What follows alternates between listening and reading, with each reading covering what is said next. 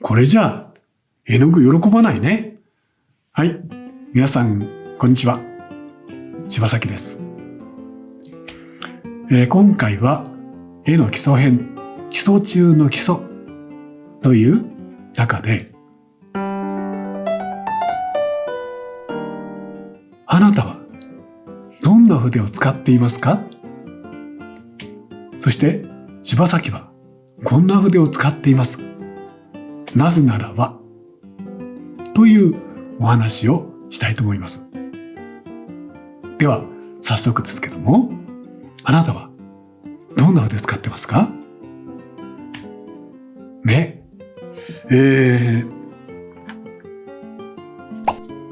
こんな筆かな？柴崎もね、本当に長い間、たくさん水彩を描くお仲間の絵の描き方を見てきました。その方たちの大部分がね、こういう筆を使ってるんですね。で、大きさはこんな感じです。どうでしょう？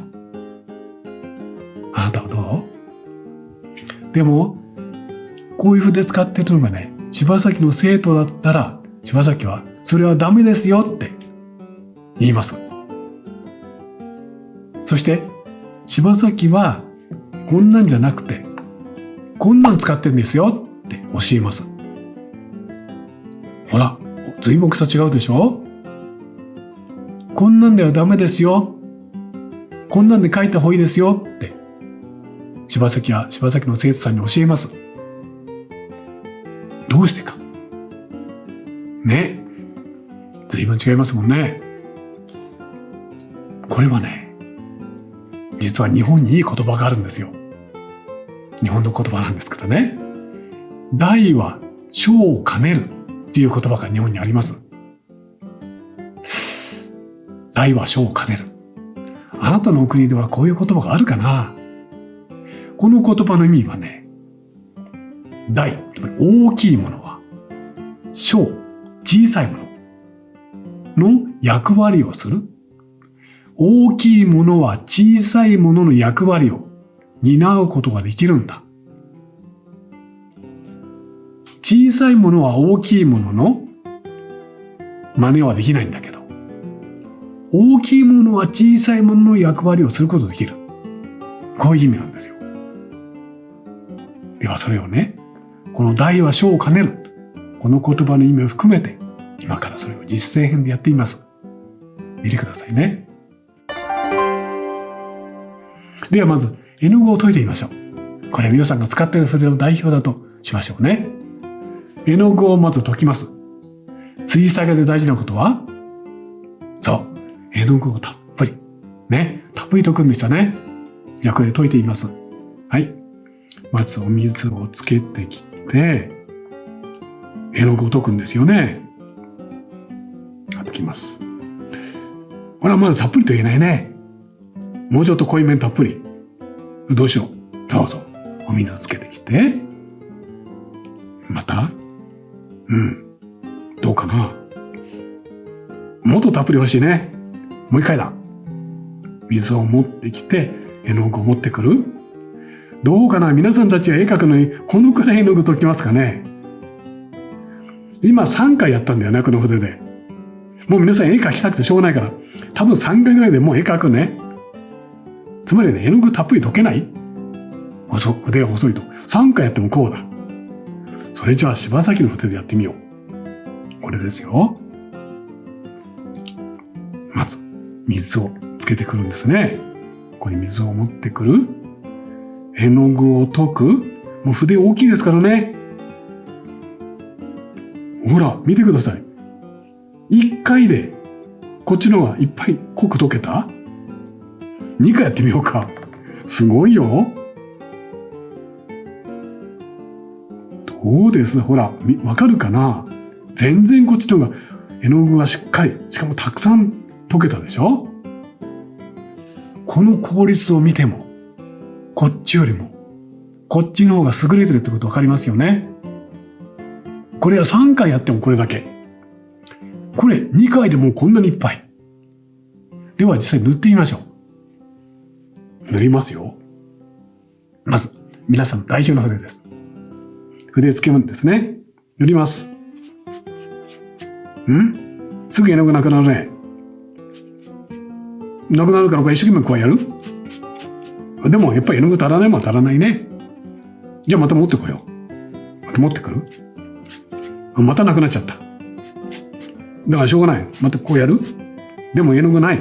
また持ってくる。一生懸命いっぱいつけてこよう。あれもうこっちも乾いてきちゃったな。ああ、困った困った。あれれまた絵の具足らない。また。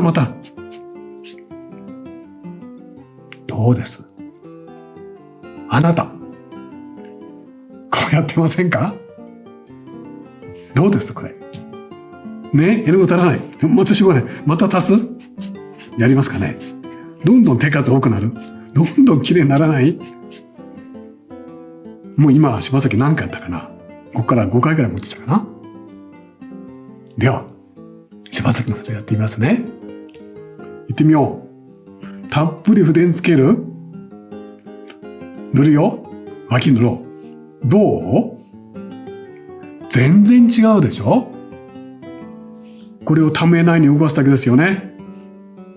もう気持ちにね、塗っていて、紙が、さっきは、こっちね、音聞こえるかな？音聞いてね。こっち塗りますよ。音聞いてください。どう？聞き分けられた？こっちソフトだったでしょ？音が。紙にも優しいんですよ。こっちゴシゴシ。絵の具足らないから。その一番の原因は、この筆です。この筆だったら、絵の具を作るにもとても効率よくて楽なのに、塗るときもとてもいいのに、なんで皆さんたちこんな筆使ってるんだろう。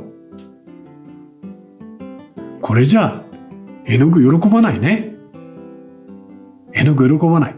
だってガサガサ言ってたもん。でもなんで皆さんこれ使うか。多分、絵描くのが怖いから。失敗したくないから。だから、絵の具をちょっぴりずつ溶いて、ちょっぴりずつ塗って絵を描く。はみ出したらもう大変だ。